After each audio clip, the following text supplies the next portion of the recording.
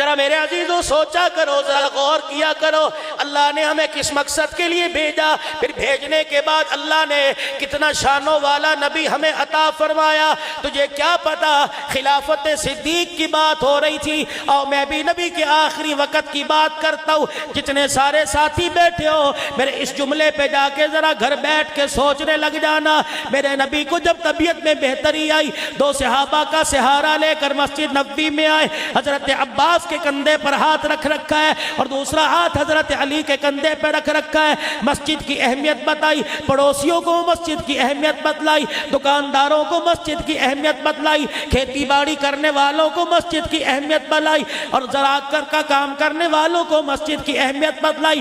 کس انداز میں عبداللہ بن ام مکتوم رضی اللہ تعالیٰ عنہ جانشین مصطفیٰ نبی صلی اللہ علیہ وسلم جب مدینہ شریف سے باہر جاتے، اپنے مصلے کی ذمہ داری دے کے جاتے، مقام امام بلکہ حضور علیہ السلام کی غیر موجودگی میں نمازیں پڑھایا کرتے تھے۔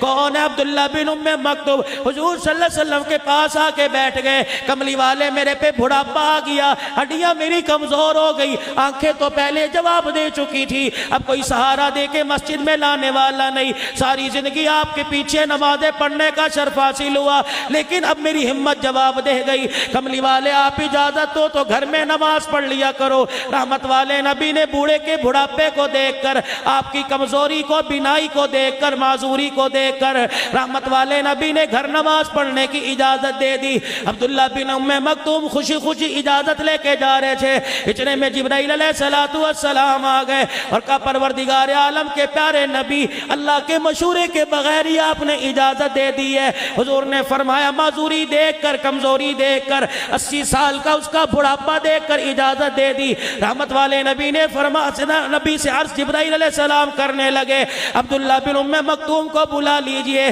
آپ نے دوبارہ پیغام بھیج دیا، عبداللہ بن ام مکتوم حضور کے پاس آ گئے۔ جبرائیل کہہ رہے یا رسول اللہ ان سے پوچھو کیا اذان کی آواز تیرے گھر کے اندر آتی ہے؟ عبداللہ تو بتا کہ اذان کی آواز تیرے گھر میں آتی ہے؟ جی یا رسول اللہ اپنے گھر میں بیٹھ کے اذان سن لیتا ہوں۔ اللہ اکبر۔ جبرائیل کان میں کہنے لگے پھر ان سے کہہ دو جب اذان کی آواز تیرے گھر کے اندر آتی ہے تو تجھے گھر میں نماز پڑھنے کی اجازت نہیں ہے۔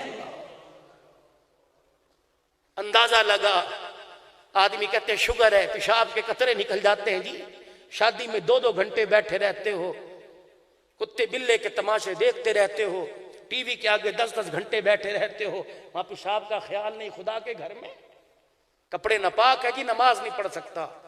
دل پاک ہونا چاہیے، دل پاک ہو، تیرا اندر پاک ہو، ہاں باقی پڑھنے کے بعد معاملہ اپنے رب پہ چھوڑ دے۔ کیا پتا تیری اس پریشانی پر، اس بیماری پر اللہ تجھے دگنا اجر عطا فرماتا ہو۔